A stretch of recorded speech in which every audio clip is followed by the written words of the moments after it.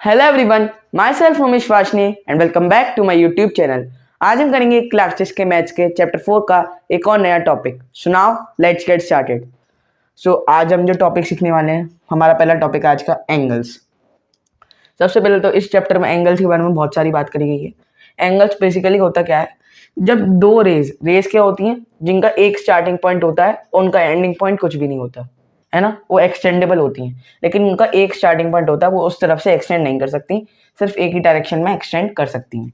ठीक है, एंगल क्या होता है, जब दो रे का एक कॉमन स्टार्टिंग पॉइंट या इनिशियल पॉइंट मतलब स्टार्टिंग पॉइंट, जब एक कॉमन इनिशियल पॉइंट होता है टू रेज का, इधर से एक रह गई, इधर से एक रह गई, तो ये जो बीच का पार्ट है जिसे हम ऐसे करते हैं, ये होता है हमारा एंगल।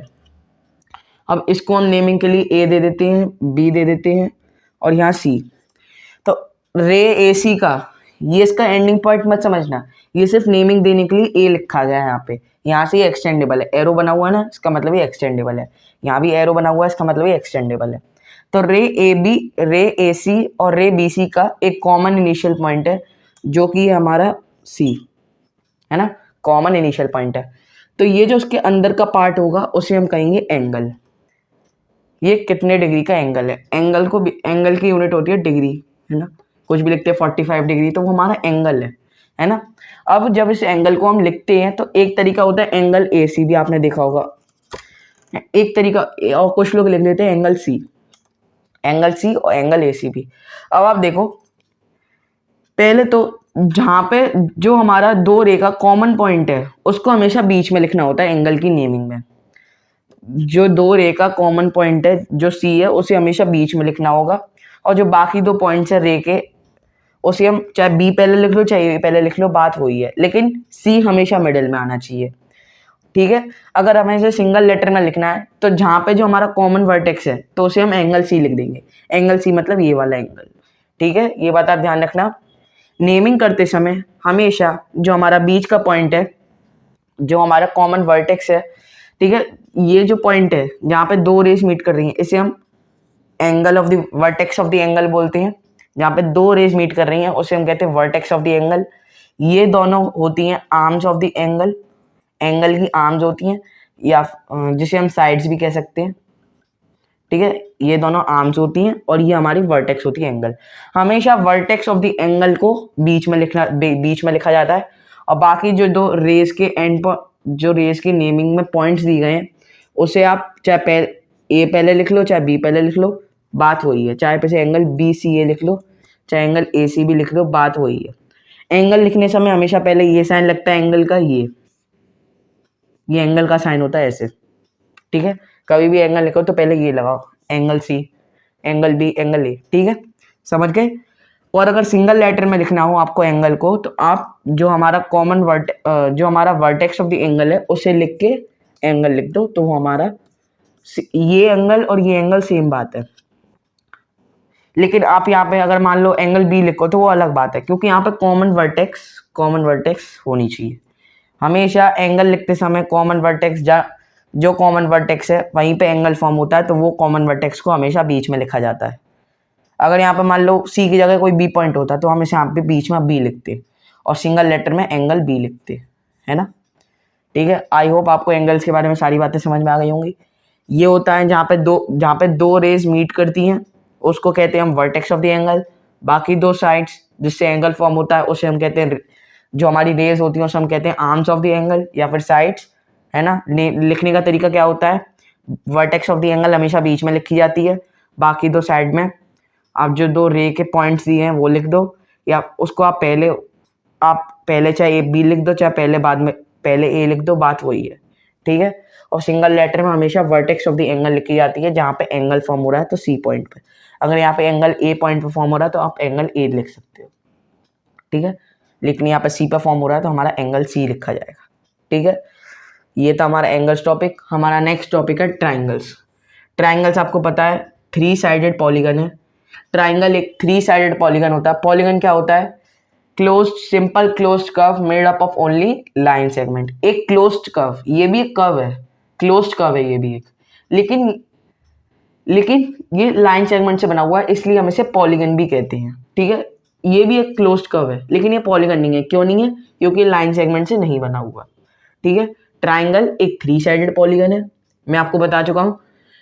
एक पॉलीगन बनाने के लिए कम से कम 3 साइड चाहिए। तो ट्राइंगल एक ऐसा पॉलीगन है जिसमें सबसे कम साइड्स होती हैं, यानी 3 साइड्स।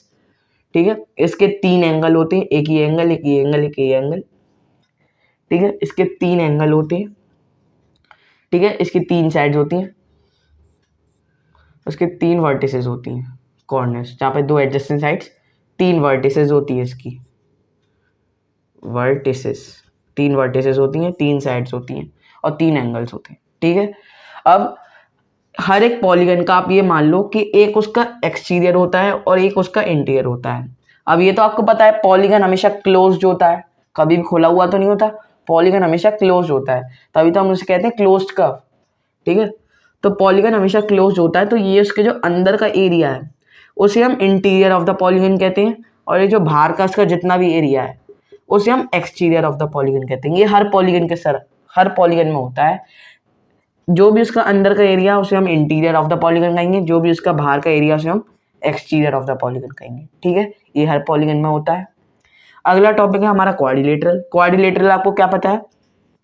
क्वाड्रिलेटरल एक 4 साइडेड पॉलीगन है जिसकी 4 साइड होती हैं। क्वाड्रिलेटरल भी बहुत सारे तरीके के होते हैं, स्क्वायर होता है, रेक्टेंगल होता है, पैरेललोग्राम होता है, रोम्बस होता है, काइट होता है ना, आपका ट्रेपेजियम होता है। इन सब में 4 साइड्स होती हैं, इसलिए इसे हम क्वाड्रिलेटरल कहते हैं। और इन सब का जो होल नेम है 4 साइडेड पॉलीगन को, उसे हम कहते हैं क्वाड्रिलेटरल। क्वाड्रिलेटरल भी बहुत तरीके के होते हैं। ठीक है, ठीक है, तो इसकी 4 साइड होती हैं, 4 साइड्स होती हैं क्वाड्रिलेटरल की। ठीक है, तो उसके 4 मैं अभी आपसे इंटीरियर एंगल्स की बात कर रहा हूँ। तो ट्राइंगल के हमेशा 3 इंटीरियर एंगल्स होते हैं, है ना, और 3 एक्सटीरियर एंगल्स होते हैं। ट्राइंगल के हमेशा 3 इंटीरियर एंगल होते हैं और 3 एक्सटीरियर एंगल होते हैं। अभी आपके बारे में सिर्फ एक्सटीरियर एंगल, इंटीरियर एंगल के ज़्यादातर बात करी जाएगी, एक्सटीरियर एंगल की बात बड़ी क्लासेस में करी जाती है। ठीक है, तो क्वाड्रिलेटरल के 4 इंटीरियर एंगल्स होते हैं, जिसे आप ऐसे लिख सकते हो 4 एंगल्स। क्वाड्रिलेटरल के 4 एंगल्स होते हैं, 4 साइड्स होती हैं और 4 वर्टिसेस होती हैं, 1 2 3 4 जो उसके कॉर्नर्स होते हैं। 4 वर्टिसेस होती हैं क्वाड्रिलेटरल की। वर्टिसेस क्या होती हैं? जहाँ पे 2 एडजेसेंट साइड मीट करती हैं उसे हम वर्टिसेस कहते हैं। ये मैं आपको बता चुका हूँ। 4 साइड्स होती हैं, 4 एंगल्स होती हैं, 4 वर्टिसेस होती हैं। सेम इसी की तरह जो इसका अंदर का एरिया है वो इंटीरियर ऑफ द पॉलीगन, जो बाहर का एरिया है वो एक्सटीरियर ऑफ द पॉलीगन। अब ये ए है, ये बी है, ये सी है और ये डी है। ठीक है, अब आपसे पूछा जाए इसके अपोजिट एंगल क्या है? अपोजिट एंगल मैंने बता दिए, जब 2 एडजेसेंट वर्टिसेस आमने सामने हो, अपोजिट एडजेसेंट वर्टिसेस, तो हमारे अपोजिट एंगल्स फॉर्म होते हैं। तो यानी एंगल ए अपोजिट है एंगल डी के और एंगल बी अपोजिट है एंगल सी के। क्यों? क्योंकि यहाँ एक एडजेसेंट वर्टेक्स है और यहाँ एक एडजेसेंट वर्टेक्स है और दोनों अपोजिट हैं। ठीक है, दोनों अपोजिट होनी चाहिए। अपोजिट मतलब आमने सामने, ये एक एडजेसेंट वर्टेक्स, ये एडजेसेंट वर्टेक्स। ठीक है, तो ये हमारे दो इस क्वाड्रिलेटरल के अपोजिट एंगल्स हो गए, एंगल ए और डी, एंगल बी और सी। अब आपसे पूछा जाए एडजेसेंट एंगल्स। एडजेसेंट एंगल्स मतलब जो पास पास हो, आमने सामने ना, पास पास।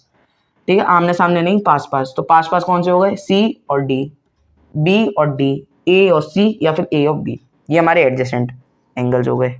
इंटीरियर एंगल्स हो गए इसके angle A B C D, जैसे आप ये भी लिख सकते हैं एंगल बी ए सी, है ना। पर हमेशा जहाँ पे एंगल बनना हो, वर्टेक्स ऑफ द एंगल, वो हमेशा बीच में लिखा जाता है, ये मैं आपको बता चुका हूँ। ठीक है, क्वाड्रिलेटरल में इतना ही था, 4 साइड्स होती हैं, 4 एंगल्स होते हैं, 4 वर्टिसेस होते हैं। और डायगोनल में आपको बता ही चुका हूँ, जब दो अपोजिट एडजेसेंट वर्टेक्स को ज्वाइन करते हो, ध्यान रखना डायगोनल क्या होता है, जब दो अपोजिट मतलब आमने सामने 2 अपोजिट एडजेसेंट वर्टेक्स को ज्वाइन करते हो तो हमारा डायगोनल बनता है। ठीक है, ये था आपका टॉपिक ट्राइंगल, क्वाड्रिलेटरल और एंगल्स।